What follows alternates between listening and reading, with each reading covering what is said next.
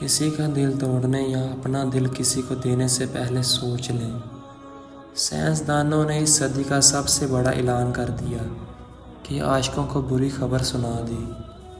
New York میں محبت میں ناکامی پر عاشق نامراد دل ٹوٹ جانے کی دہائیاں دیا کرتے ہیں، اور محبت پر یقین نہ رکھنے والے ان کا مذاق اڑاتے ہوئے کہتے ہیں کہ دل بھی کوئی ٹوٹنے والی چیز ہے۔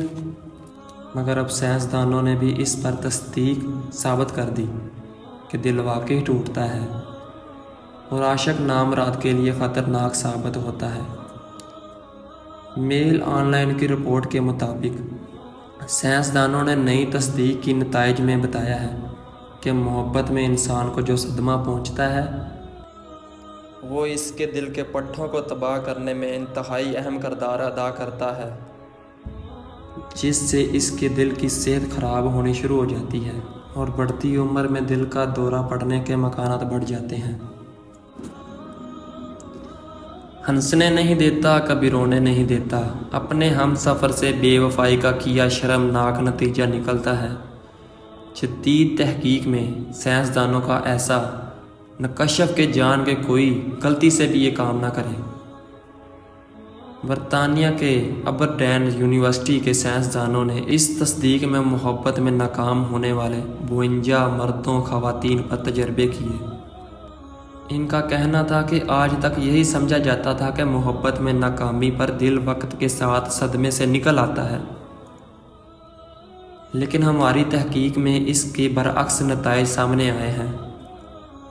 ایک بار دل ٹوٹ جائے تو اس کے اثرات زائل نہیں ہوتے، بلکہ دل کی صحت پر انتہائی منفی اثرات مرتب کرتے ہیں، جو بالآخر ہارٹ اٹیک کی راہ میں ہمراہ کر دیتے ہیں۔ ڈاکٹر ڈینا ڈیوسن کا کہنا ہے کہ دل ٹوٹنے سے لاحق ہونے والی دل کی خرابی کو بروکن ہارٹ سنڈروم کہا جاتا ہے۔ اس بیماری سے خواتین زیادہ متاثر ہوتی ہیں کیونکہ دل ٹوٹنے کے صدمے کو وہ مردوں کی نسبت زیادہ شدت کے ساتھ محسوس کرتی ہیں۔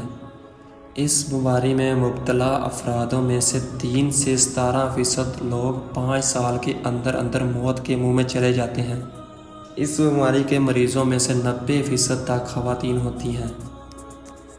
دل توڑنے والوں کا رنج اور دکھ کو کوئی نظر انداز نہیں کرتا۔ ایسے عمل سے نہ صرف دوسروں کے دل کو چوٹ پہنچتی ہے بلکہ خود بھی انسان کا دل دکھتا ہے۔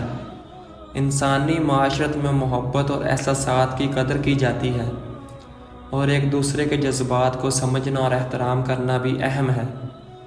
زندگی میں ایک دوسرے کے ساتھ محبت اور معذرت کے ساتھ رہنا ہمیشہ بہترین راستہ ہوتا ہے۔